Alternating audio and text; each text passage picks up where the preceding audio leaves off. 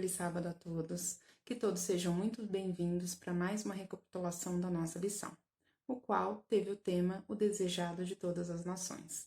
Que Deus esteja no lar de cada um que se encontra aqui. E para iniciarmos, vamos cantar com todo entusiasmo e alegria o hino 82. Aleluia, glória a Cristo.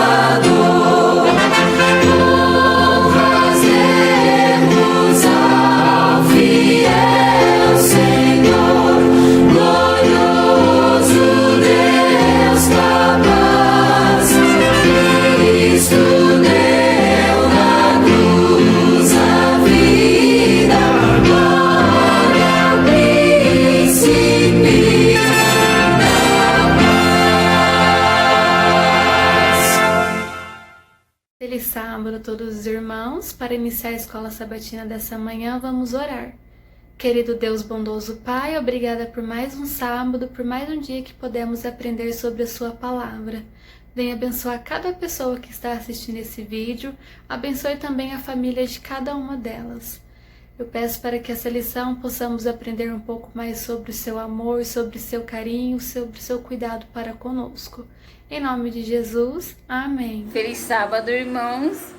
O nosso informativo de hoje vem contando a história de Mateus, que era um aluno desordeiro. Mateus era do primeiro ano e tinha apenas 6 anos de idade. E sua professora se chamava Ludmila. Ela era recém-chegada no colégio adventista da Ucrânia. A professora Ludmila, ao observar o comportamento de Mateus, viu que ele se comportava diferente dos outros alunos. Quando ela fazia alguma pergunta, todos os alunos respondiam levantando a mão, né? E Mateus não. Ele pulava e gritava na classe de aula. E Mateus, quando se aproximava de algum amiguinho, ele se aproximava para bater no amiguinho. Quando alguém respondia alguma coisa para ele, algum amiguinho dizia alguma coisa para ele, ele sabia bater nos amiguinhos. Ele não era uma criança fácil de fazer amizade. E Ludmila se preocupou com ele, né? Então ela se voltou a Deus, né, e fez uma oração, pedindo para que Deus concedesse a ela paciência, né, orientação, que Deus ajudasse ela a trabalhar com o aluno Mateus, né, em especial a ele. E Ludmila fez um pacto com o Senhor, né? Ela começou a orar pelo Mateus de manhã, à noite, e orou por esse aluno durante 6 semanas. O que a professora Ludmila não esperava era um milagre na vida desse aluno, né? Tão rápido. Ela fala que, ao observar o comportamento de Mateus na classe de aula, viu que Deus respondia a oração dela. Mateus, quando viu que um dos garotos da classe estava sem um lápis para escrever, para fazer a sua tarefa, Mateus emprestou o dele. E assim um outro amigo, vendo que Mateus emprestou seu lápis ao coleguinha, ele também emprestou o lápis ao Mateus. Então, quando Mateus ajudou um amiguinho, ele foi ajudado também. Então, a deparar esse comportamento de Mateus, a professora Ludmila viu que Deus respondia a oração dela, né? E ela fala que para ela era impossível ver essa mudança nesse aluno, né? Mas que Deus respondeu a oração dela, né? E ela fala o seguinte também. Ela fala que entendeu, né? Que somos filhos de Deus. Deus mostra muita paciência e amor para conosco. Ele trabalha toda a nossa vida para refinar nosso caráter. Ele fez um milagre na vida dela. E ela disse que nunca pensou que Deus pudesse transformar a vida de Mateus rapidamente. Então vemos aí como que é poderosa as mãos de Deus, né, sobre nós, sobre a nossa oração intercessora, né? Irmãos, nosso 13º sábado, as nossas ofertinhas vai lá para o colégio da Ucrânia, onde a professora Ludmila trabalha, e vai ajudar eles a construir mais um prédio para que eles possam ali dar as aulas, né, para aquelas crianças. Que Deus abençoe a todos, né, e tenham um bom sábado.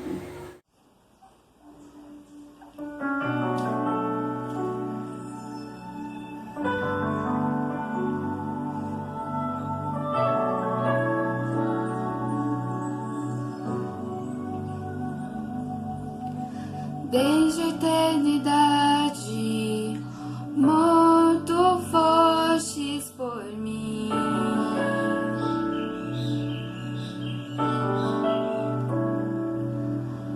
Glória e majestade pertencem só a ti.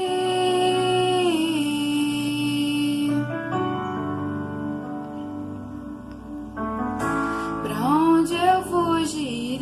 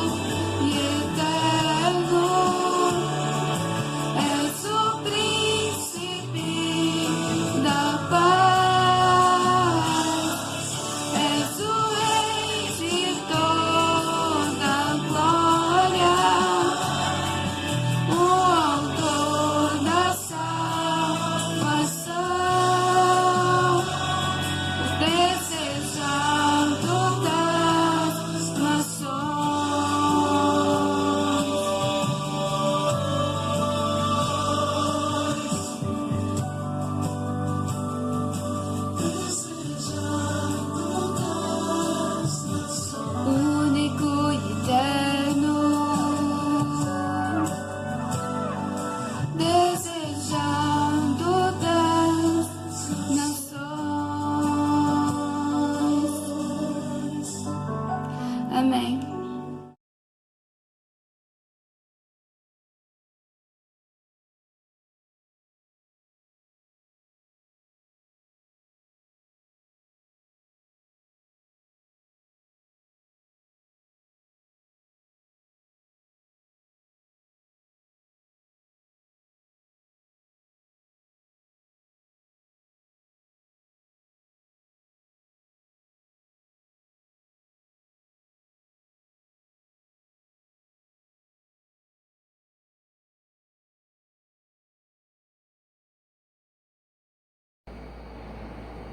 Bom sábado, irmãos. Mais um sábado maravilhoso, né? Na Escola Sabatina. Estamos reunidos neste sábado com todos os nossos irmãos aqui da nossa região, né? Maravilha. Todos sejam abençoados por Deus nesta linda manhã de sábado. Irmãos, estou abrindo no dia de sábado, né? Que vem... A lição tem como título o Desejado de Todas as Nações. Olha que beleza de título, né? Antes, porém, irmãos, eu gostaria de que nós questionássemos nós mesmos, né? No seguinte: será mesmo que nos dias em que nos encontramos, esta frase é verdadeira? Esta frase faz sentido? Ou será que o mundo está preocupado e desejando tudo menos o que esta frase quer dizer? Tudo, pois entendemos que o mais desejado de tudo é o nosso Senhor Jesus. O verso para memorizar nos diz, né, que as nações encaminham para a sua luz, ó Jerusalém, e os reis são atraídos para o resplendor do seu amanhecer. Isso está em Isaías 60, né? 3, versículo 3. Neste capítulo, Isaías está referindo à luz de Sião, pois Sião era considerado Jerusalém. Ela era abençoada porque nela estava o quê? A gloriosa presença de Deus, né? Permanência de Deus. Muito bem, irmãos. Uma coisa é bom deixarmos bem claro, que é em vão acharmos que depende de nossa graça ou nossos méritos, né, a nossa salvação. Não é verdade? Todavia, achamos que devemos fazer alguma coisa para nos salvar e para obtermos as bênçãos de nosso Deus. Pois eu lhes afirmo com veemência que isto é um terrível engano que cometemos, porque a realidade é que somos totalmente impotentes a gerarmos graça para nós mesmos, na condição de criatura, né? A graça é única e exclusivamente de Deus, irmãos. Somente Ele poderá nos dar, né? E, consequentemente, nos salvar. Porém, cabe a todos nós nos alinharmos em como assim diz o Senhor. Como, por exemplo, o que se refere a Isaías 55, 7. Que o ímpio abandone seu caminho e o homem mau os seus pensamentos, né? Esse último, que se refere aos pensamentos, temos a dizer que o desejo de Jesus é que possamos manter em nossas mentes o que o apóstolo Paulo disse aos Filipos, né? Que se encontra em Filipenses 4:8. E o que o apóstolo Paulo disse para os Filipos em Filipenses 4:8, né? O apóstolo disse: irmãos, devemos pensar em tudo que é verdadeiro, tudo que é respeitável, tudo que é justo, tudo que é puro, né? E tudo que é amável, e tudo que é de boa fama. Se alguma virtude houver, e se algum louvor existir, seja isto que ocupe o vosso pensamento. O vosso pensamento. Irmãos, hoje no mundo em que vivemos, um mundo de ilusão, um mundo atrativo para as coisas do inimigo, ele trabalha bastante nesse quesito, ele trabalha bastante nesse campo, para nos deturbar, para nos desviar do foco que é Jesus. Porém, temos que sempre ventilar em nossas mentes o Filipenses 4:8, né? Pensarmos no que é lícito, no que é bom. Muito bem, irmãos, vamos continuar. Em Mateus 15:8, encontramos ali uma declaração bem enfática de Deus dizendo o quê? Este povo me honra com os lábios, mas seu coração está longe de mim. E lhes digo que em vão me adoram. Olha, que tristeza, né? Deus falando isso. Que tristeza. Irmãos, estamos em um mundo confuso, perturbado, cheio de coisas negativas, não é verdade? Vivemos aqui, construímos nossas famílias aqui, trabalhamos aqui, né? Então nós temos que tomarmos todo cuidado, todo cuidado. Temos que andar balizados no que aqui diz o Senhor, em seus preceitos, leis, né? Em seus mandamentos, e tomarmos todo cuidado para não cairmos na garra do inimigo feroz. Para isso precisamos estarmos sempre estudando o Evangelho, indo na igreja, não é verdade? Fazer tudo que é bom, que é lícito. Porém, irmãos, isso não basta. Ir na igreja, já falamos isso anteriormente. O que precisamos é sermos um cristão, assim como demonstramos no nosso exterior, bonitinho, vai na igreja, alinhadinho, vê o culto, sair. Nós temos que ser no nosso interior, no nosso coração, né? Como assim? Fazermos o bem, praticarmos o bem, sermos o sal da terra, né? Que possamos chamar a atenção dos outros, né? No sentido do quê? No sentido de que nós somos benignos, que nós somos bons, que nós fazemos o bem. E por final de tudo, que nós obedecemos a um Deus, que é o nosso Criador. E isso é o importante, né, irmãos? Irmãos, se nada disso fizermos, tudo será em vão. Ir na igreja, tudo é em vão, né? Isso me lembra o que, irmãos? O Salmo 127:1, que nos fala: se o Senhor não edificar a casa, em vão trabalhos que edificam. Olha, e se o Senhor não guardar a cidade, irmãos, em vão vigia o sentinela. Que possamos nessa manhã de sábado, irmãos, refletirmos, né? Não só neste sábado que estamos falando, mas nas outras matérias que os outros colegas irão expor agora, né? Para nós vermos se estamos realmente em dia para com o nosso Criador, amoroso, bondoso e misericordioso Deus. Bons sábados a todos, irmãos queridos. Bom dia, irmãos. É muito bom poder estar com os irmãos, participando mais uma vez da Escola Sabatina. Que Deus abençoe a cada um, onde quer que você esteja, que as bênçãos de Deus possam recair sobre cada um de vocês e de nós. A lição de hoje, mais precisamente a lição de domingo, ela fala sobre os efeitos do pecado. A Bíblia é bem clara e diz que o pecado faz separação entre o homem e Deus. Ele cria uma barreira entre nós e Deus. E é bem claro, Isaías deixa bem claro sobre isso. E a lição começa puxando Isaías 58, da semana passada, que o povo reclamava, que o povo se humilhava, o povo jejuava, e parece que Deus não ouvia, Deus não dava a mínima para isso. Mas Isaías 59 é o contrário, diz que Deus não retém a sua mão, Deus não esconde a sua mão, Deus está com o ouvido bem atento, Deus não tem nenhum problema de audição. Mas acontece que Isaías 59, verso 2, puxa lá e diz: as vossas iniquidades é que não permite que Deus possa ouvi-lo. Então é isso que o pecado causa, uma barreira entre nós e Deus. E nós temos que tomar cuidado quando nós estamos tendo uma vida que não condiz com as Escrituras Sagradas.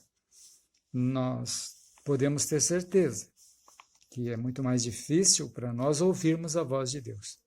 Aí nós vamos cair no mesmo problema que o povo de Israel caía. Parece que Deus não nos ouve, parece que Deus não está atento às nossas reclamações, mas é que Deus Deus jamais deixa de ouvir, mas Ele não pode te atender, porque você está irregular com os princípios de Deus. Por que Davi era totalmente o contrário? Lá em Salmos 40, de 1 a 3, diz: clamei ao Senhor, abaixei, esperei com paciência, e o Senhor abaixou até mim. Me tirou de um lamaçal, me colocou meus pés numa rocha firme. E fez muito mais ainda, colocou um novo cântico no meu coração. Mas, como é que era Davi? Toda a Bíblia diz que Davi era um homem segundo o coração de Deus. Quando nós temos a nossa vida consagrada a Deus, certamente Deus vai nos ouvir. Que essas mensagens especiais que a Bíblia traz, nos dando segurança de que Deus ouve as nossas orações. Mas nós precisamos estar com a nossa vida consagrada aos princípios de Deus. A nossa santificação tem que ser uma santificação diária, para que Deus possa ouvir a nossa oração, para que Deus possa estender a sua mão. Isaías 59, verso 1, ele diz que Deus não retém a sua mão, Deus não encolheu a mão, Deus está com a mão lá. Nós é que não alcançamos a mão de Deus. Deus não vai abaixar até você se você pode se levantar. Você podendo se levantar, você tem que se levantar. A mão de Deus está estendida para você, para mim e para você. Mas até onde? Até onde nós podemos ir. Se nós podemos levantar o nosso braço até 2 metros de altura, Deus não vai reter a sua mão. Ele vai estar lá. E a mão dele está estendida para nos atender, para nos abençoar, derramar sobre nós as bênçãos que precisamos para viver. Então, qual é o efeito do pecado? O efeito do pecado é que ele cria uma barreira entre nós e Deus. E a lição ainda na pergunta número 2, ela puxa a nossa atenção lá no Jardim do Éden. O que aconteceu quando Adão e Eva pecou? Lá em Gênesis 3, verso 8. Adão e Eva se escondeu do Senhor. Ele se escondeu porque ele ficou com vergonha, porque cometeu o erro, o pecado.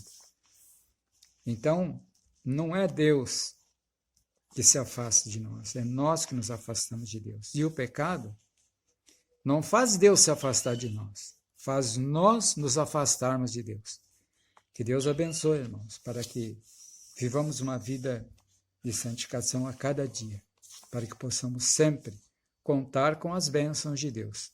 Que Deus não retém a sua mão e Deus está de ouvido bem atento para nos atender a todo instante. Que Deus abençoe a cada um de nós. Um feliz sábado a todos. A lição de segunda-feira traz o título Quem é perdoado? Ao longo do trimestre, nós estudamos sobre o livro de Isaías. E agora nós estamos chegando no capítulo 59. E é no capítulo 59 que apresenta para nós uma imagem alarmante do problema do pecado no mundo. Mas a Bíblia também nos mostra o plano da redenção. Nós temos esperança apesar do pecado. Muitas pessoas acreditam que no juízo a pergunta principal será: quem pecou? Essa pergunta não teria nem necessidade de ser feita, por quê? Porque Paulo deixa claro em Romanos que todos pecaram. Então, se todos pecaram, a redenção não pode ser fundamentada na falta de pecado. Porque se todos nós pecamos, e se fosse fazer a nossa redenção através dos pecados, nenhum seria salvo. Não teria redenção para ninguém. Na realidade, a pergunta principal que teria que ser feita é: quem foi perdoado? Por quê? Porque a palavra principal do juiz é o perdão. Jesus veio até essa terra e morreu para nos dar o direito à redenção.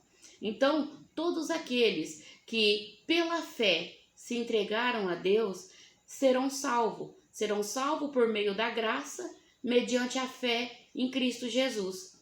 Nós devemos, a partir do momento que nós entregamos nosso coração a Cristo, nós temos a fé. E é essa fé que nós temos que nos dá a graça mediante Cristo. Apesar também que as pessoas, muitos acreditam que somos julgados pelas obras. Se fôssemos julgados pelas obras, elas não nos salvam. Imagine só, se tudo aquilo que nós fazemos de bom, tudo que nós fazemos de concreto aqui, fazendo bem ao próximo, fosse o nosso pilar para a nossa salvação, não precisaria de ter fé. Seria anulada a nossa fé. Então, as nossas obras nada mais são que um reflexo daquilo do exterior nosso, que é o reflexo daquilo que nós passamos a ter a partir do momento que nós entregamos a nossa vida a Deus. Por quê? Porque quando nós entregamos a nossa vida a Deus, nós sofremos uma transformação. E é essa transformação que vai começar a desenvolver em nós os frutos do Espírito. E esses frutos do Espírito é que vai nos auxiliar a fazer as boas obras. Muitas pessoas acham que uma vez salvo, salvo para sempre. Mas não é isso que acontece. Porque nós somos pecadores, todo dia nós pecamos. E todo dia nós precisamos da graça de Cristo em nossa vida. Então, eu preciso de uma transformação todos os dias, eu preciso de buscar a Deus todos os dias, eu preciso de demonstrar a minha fé às pessoas através de boas obras, mas o principal de tudo é eu entregar de verdade, de coração a Deus e às pessoas. Porque nós estamos aqui sendo representantes de Deus, nós somos a luz do mundo. Então, como foi falado nas lições anteriores, quando Jesus esteve aqui, ele cumpriu o requisito sim na sinagoga, porém, ele é mais conhecido através das boas obras. Então, as obras não nos salvam, só que ela mostra aquilo que nós somos. Ela é uma expressão exterior da manifestação humana de uma fé salvífica. Então, que Deus nos abençoe para que nós possamos ser verdadeiramente cristãos e que nós possamos ser perdoados dia a dia, para que nós possamos ser redimidos e podermos herdar o galardão celestial. Tenha todos um feliz sábado. Feliz sábado a todos. A parte que me corresponde está na parte de terça-feira, 16 de março.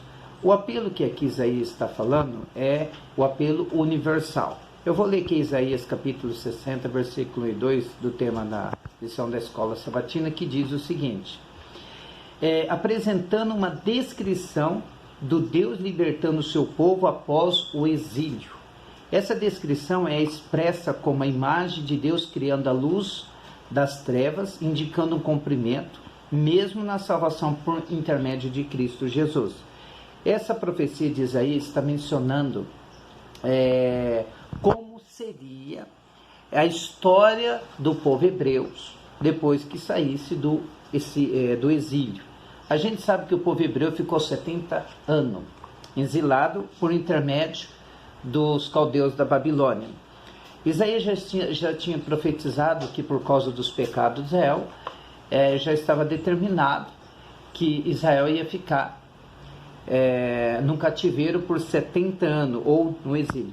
Mas a promessa do livro do profeta Isaías é que depois que terminasse os 70 anos do cativeiro, e através e por intermédio dos persas, Jerusalém e os filhos de Judá voltaria de novo para Jerusalém. Aí, nesse intervalo, teve a reconstrução do templo, da muralha, e depois a cidade chamada Jerusalém. E é interessante aqui enfatizar no livro do profeta Isaías que os filhos de Judá passou a ser chamado filhos de Sião. Essa palavra filhos de Sião significa uma mulher amada, ou esposa do Deus dos hebreus, ou esposa do Cordeiro. E é interessante que todo esse exílio que Jerusalém ficou cativo 70 anos na mão dos caldeus da Babilônia se transformou uma grande bênção, tanto para o povo hebreu, os exílios de Judá, como também para as raças gentílicas, para os outros povos, outras culturas, porque quando os exílios de Judá, os filhos de Judá veio para a Palestina e se libertou do cativo, do exílio por 70 anos, ele se tornou uma luz para todas as nações, porque aquele templo que foi reconstruído, ele se tornou uma casa de oração para todos os povos. Aí os outros povos, outras culturas e a raça gentílica passou a ter acesso, entendeu? Às culturas e à religião dos hebreus.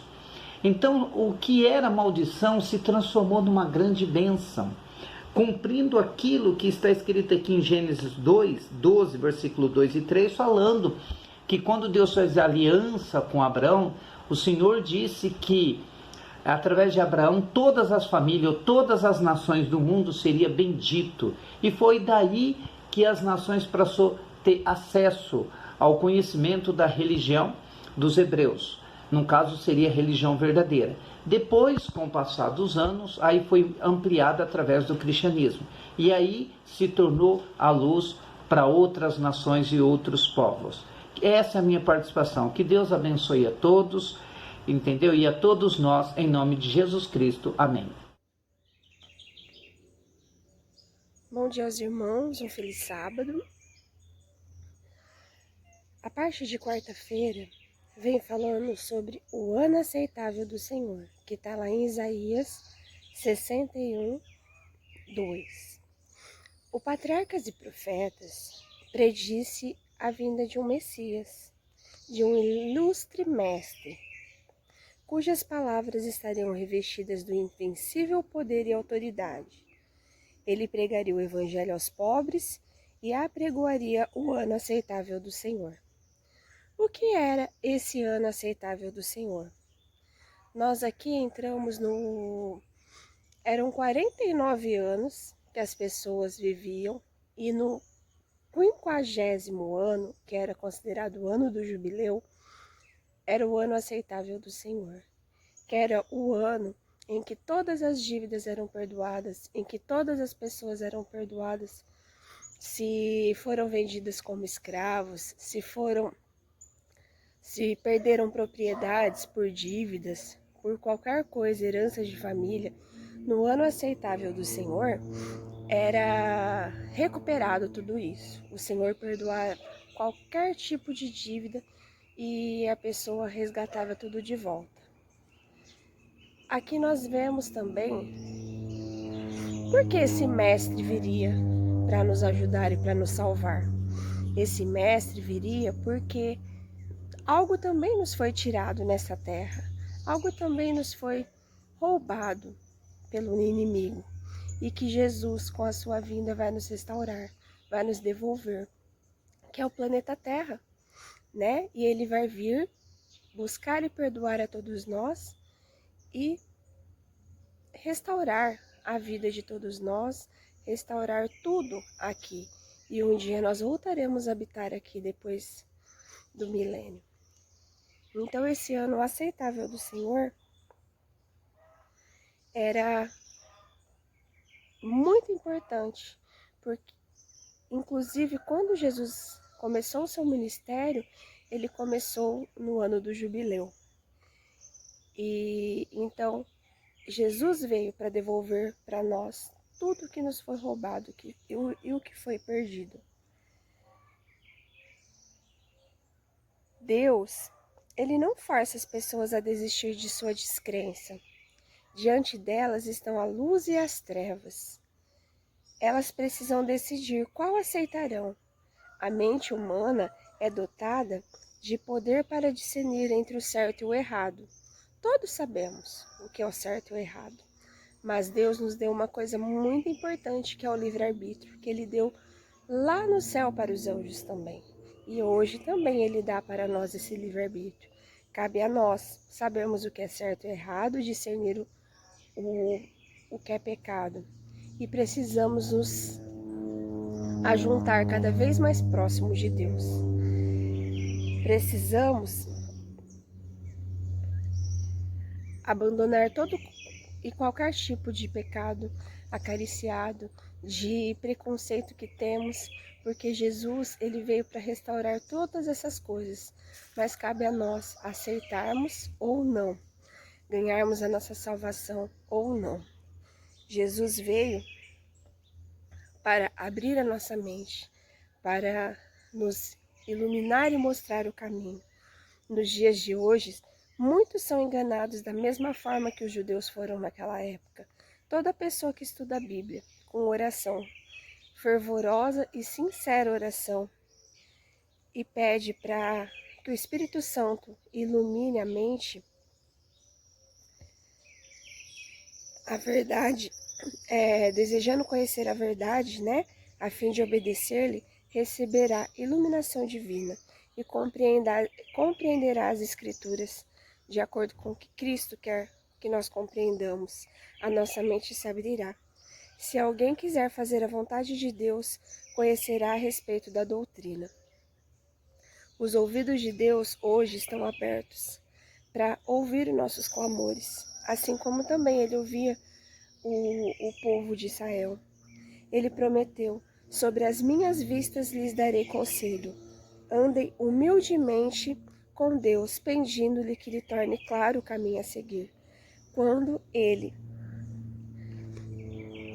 fala a seus representantes pedindo que sejam cooperadores, estes realizarão o mesmo tipo de trabalho que Jesus anunciou, como sendo a sua obra ao erguer-se a falar lá na sinagoga de Nazaré. Ao apresentar ao pecador um Salvador pessoal e perdoador de pecados, estendemos a mão de simpatia e de amor cristão, ao qual alcança a mão do decaído. Erguendo a outra mão a Cristo pela fé, formamos um vínculo de união entre o pecador e o Salvador. O fim se aproxima e todos precisam agora andar cuidadosamente e humildemente, mansamente com Cristo Jesus. Então, irmãos, as coisas, as profecias estão se cumprindo e nós precisamos muito mais de Jesus hoje do que qualquer tempo. A todo momento, todas as pessoas necessitam de Jesus e cabe a nós escolher o nosso caminho, cabe a nós escolher se permitamos que Jesus viva em nossa vida no dia de hoje e nos salve, ou que escolhemos andar pelos nossos caminhos. Que Deus possa de todas as formas restaurar-nos e que nós possamos entregar a nossa vida no dia de hoje, a cada dia, até Jesus voltar. Amém. Quinta-feira, 18 de março, verso para memorizar. As nações se encaminham para a luz, ó Jerusalém, e os reis são atraídos para o resplendor de seu amanhecer. Isaías 60, verso 3. Pergunta 10. Em meio a todas as boas novas, por que o Messias, conforme retratado em Isaías 61, proclamava a vingança de Deus? Quando essa profecia será cumprida? Quando estava em Nazaré, Jesus, o Messias, leu Isaías 61. Depois ele parou e disse: hoje se cumpriu a escritura que vocês acabaram de ouvir. Portanto, de modo deliberado e específico, ele evitou ler os seguintes do verso: o dia da vingança do Senhor, que está em Isaías 61, verso 2. Embora seu ministério de boas novas e libertação e consolação estivesse começando a libertar cativos da tirania de Satanás, o dia da vingança ainda não havia chegado. Ele profetizou que o juiz divino viria no futuro. Em Isaías 61, o dia da vingança é o grande e terrível dia do Senhor, a se cumprir no regresso de Cristo para libertar a terra da injustiça ao derrotar seus inimigos e libertar os oprimidos remanescentes do seu povo. Portanto, embora Cristo tivesse anunciado o início ano aceitável do Senhor, a culminação desse ano será sua segunda vinda. Pergunta 11. Como conciliar a noção de um Deus amoroso com um Deus que promete vingança? Pode ser uma manifestação de amor? Embora Jesus nos tenha mandado a oferecer a outra face, em Mateus 5,39, já em Mateus 8,12, ele deixa claro: a justiça e o castigo serão aplicados. Embora Paulo tenha nos ordenado a não retribuir o mal por mal, ele também diz que quando o Senhor se manifestar no céu em chama de fogo, ele tomará vingança contra os que não conhecem a Deus e não obedecem ao Evangelho de nosso Senhor Jesus Cristo. Certamente, a diferença é que somente o Senhor, em sua infinita sabedoria e misericórdia, pode trazer justiça e vingança de maneira completamente justa. A justiça e a vingança humana venham com todas as falhas, fragilidade, incoerência da humanidade e, evidentemente, que a justiça de Deus não terá nenhuma dessas limitações. Você teria o desejo de vingança contra uma pessoa que praticasse um mal contra um desconhecido? E se uma pessoa prejudicasse alguém que você ama? Isso nos ajuda a compreender e entender melhor a ligação entre o amor de Deus por nós. Irmãos, um feliz sábado a todos. Estamos estudando o desejado de todas as nações essa semana, né? E no estudo adicional da semana, nós aprendemos que por mais que nos esforcemos, é difícil compreender o efeito do pecado no relacionamento divino-humano. O que acontece é que o pecado cria uma separação entre o ser humano e Deus. O pecado nos afasta de Deus, porque destrói o relacionamento com Deus.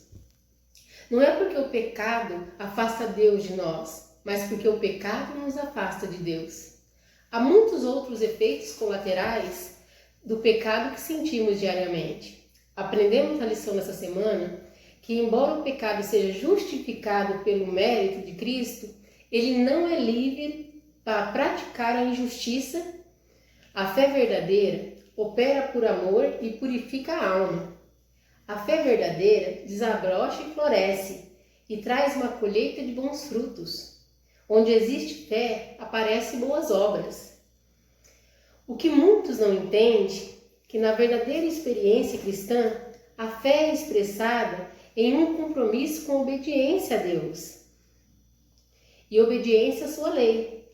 Assim como Deus tinha um propósito universal para chamar Abraão da sua terra, para ser uma bênção para todas as nações, Deus está declarando que vai tornar Jerusalém gloriosa.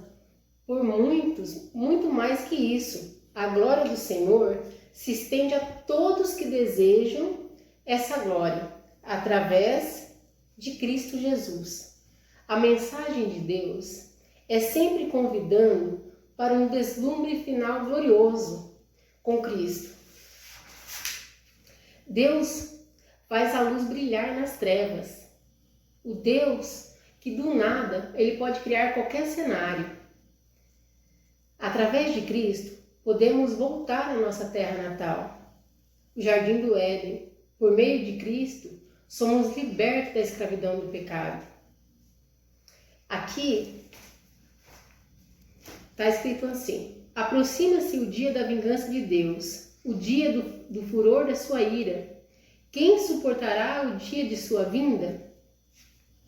O fim se aproxima e precisamos agora andar cuidadosamente e mansamente com Cristo. Acha-se um tempo diante de nós que haverá tal tristeza, no mundo que nenhum bálsamo humano poderá curar. As grandes invenções e monumentos de homens estão reduzidos a pó, e sobrevém ao mundo a grande destruição. Os que vivem em rebelião contra Deus e sua palavra, cujo coração está cheio de ódio a Deus, não poderá adentrar aos portões eternos, pois a vida inteira de rebeldia os incapacitou para o céu. Então, muito forte a lição dessa semana, né, irmãos? E aí é o que a gente está vivendo, é o tempo do fim.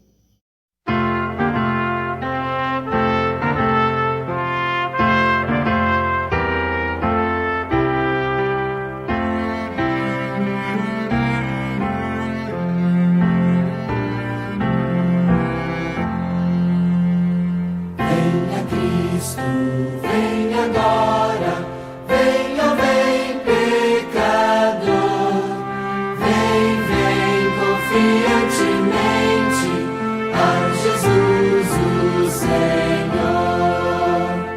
Cristo pode sim salvar-te, vem, ó vem pecador, vem confiantemente a Jesus o Senhor. Ele almeja perdoar-te, venha, vem pecador. Vem confiantemente a Jesus o Senhor. Tua entrega não rejeita, vem pecador. Vem confiantemente a Jesus o Senhor.